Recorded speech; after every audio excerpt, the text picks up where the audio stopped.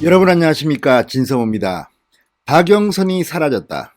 중앙일보가 뽑은 헤드라인입니다. 왜 박영선이 사라졌을까요? 자, 지금 민주당 내에서 충격적인 일이 일어나고 있는 것 같습니다. 중앙일보에 따르면 박영선 후보는 최근 민주당 지도부를 상대로 불리한 선거 판세에 대해서 우려를 몇 차례 표출했다고 합니다. 자, 25일 본격적인 선거 캠페인이 시작될 때 박영선 후보가 한 말이 있습니다.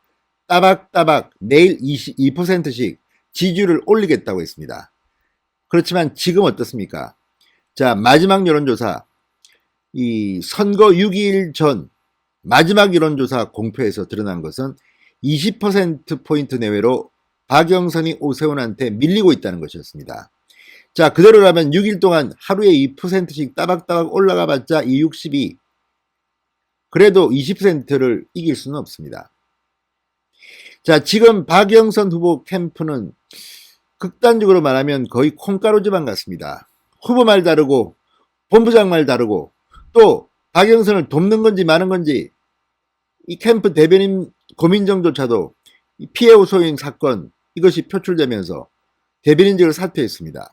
진선미, 남인순 본부장도 마찬가지로 나가버렸습니다. 사실상 퇴출당한 겁니다. 박원순 전 시장의 피해 여성이 기자회견을 연 뒤 사라져버렸습니다. 자, 박주민 의원 역시 최근에 전색감 인상, 본인이 법을 만들고 본인이 뒤에서는 이런 짓을 했구나 비판을 받으면서 역시 캠프에서 사라져버렸습니다. 한 명씩 두 명씩 사라지고 있습니다. 자, 이런 가운데 박영선이 사라졌다는 보도가 왜 나왔을까요? 바로 내곡동 땅 때문입니다. 중앙일보의 분석은 그렇습니다. 내곡동 땅, 이게 터지면서 박영선이 사라졌다는 겁니다. 진성호의 융단 폭격 시작합니다. 더불어민주당을 융단 폭격합니다. 방송에 앞서 아직 진성호 방송에 구독자가 아니신 분들은 붉은색 구독 버튼 눌러주십시오. 더 좋은 방송으로 보답하겠습니다. 자, 지금 박영선 후보 정말 괴로울 겁니다. 중앙일보에 따르면 당내에서 이런 말이 나온다고 합니다. 박영선 후보의 장점을 당이 100% 살리지 못하고 있다. 익명을 요구한 민주당 재선 의원은 중앙일보에 이렇게 말했답니다. 박영선이 크게 뒤지게 되는데 후보 본인이 무슨 잘못이 있겠냐? 당 주도 전략에 박 후보가 희생된 측면이 없지 않다. 자, 이게 무슨 말일까요? 자, 당 지도부, 민주당 지도부부터 개별 의원들 그리고 박영선 후보 캠프까지 총동원돼서 이 오세훈 후보의 처가 땅이죠. 내곡동 땅 투기 의혹을 집중적으로 총공세하는 사이 정작 박영선이라는 인물을 부각하는데 상대적으로 소홀했다는 말입니다. 그러니까 집권 여당이 제1야당 후보를 네거티브 공격하느라고 자신의 후보를 인물론을 부각시키지 못했다는 의미로 풀이됩니다. 자, 이와 관련해 수도권 중진 의원은 이렇게 말했다고 합니다. 여당이라면, 집권 여당이라면 인물과 공약을 선거 전면에 내세워 비전을 제시해야 했는데 되레 우리가 네거티브 선거를 주도하게 됐다. 한 최고위원은 박 후보가 장관직을 던지고 나올 때만 해도 판세가 이렇게 나쁘지 않았다. 후보 본인으로서는 이러지도 저러지도 못하고 답답한 상황일 것이다.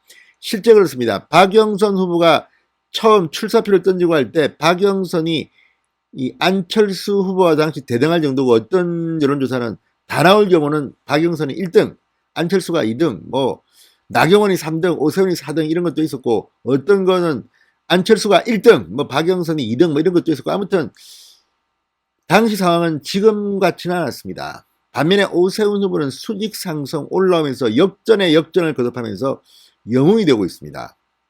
이런 판을 깔아준 것이 오세훈의 내곡동 땅 네거티브에 집중하느라고 그동안 그 오랜 시간 동안 박영선이라는 인물이 사라져버렸다는 이런 해석이 중앙일보의 분석인 것 같습니다.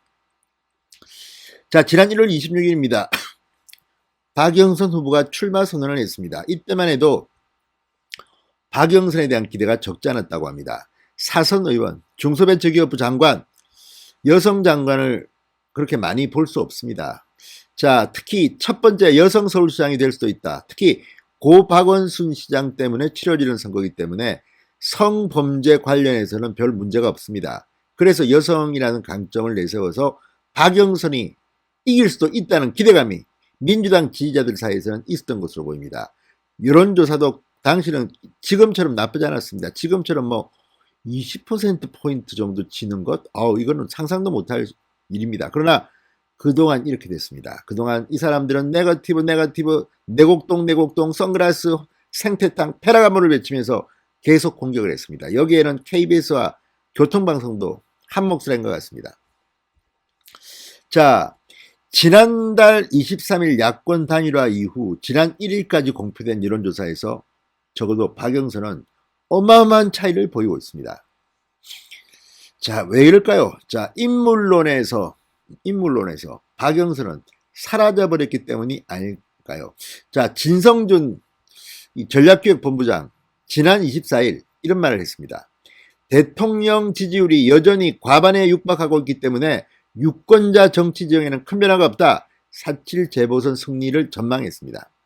이때만 해도 지난달 24일만 해도 이때는 문재인 지지율이 40%를 넘었을 때입니다. 그러나 상황은 바뀌었습니다.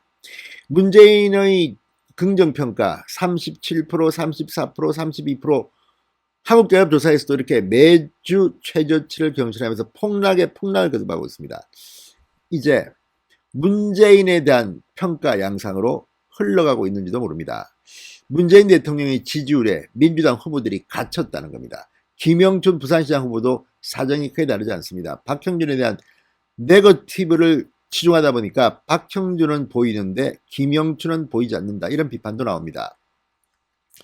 심지어 이 진성준 전략기획본부장과 박영선 후보 사이에 이 균열도 일부 보였다고 중앙일보는 보도합니다. 상황에 따라 중대 결심을 배제할 수 없다는 말씀 분명히 드린다. 이게 지난 2일 진성준 본부장의 말이었고, 진성준 의원과 의원단이 결정할 일이다. 나는 들은 바 없다. 4일 박영선 후보가 한 말입니다. 자, 이걸 보면 지금 민주당의 선거 캠페인은 분명 뭔가 문제가 있습니다. 그래서 박영선 후보가 패배할 것 같다는 생각이 들면 저만의 생각은 아니지 않을까 싶습니다. 진성의 융단 폭격이었습니다. 여러분 감사합니다.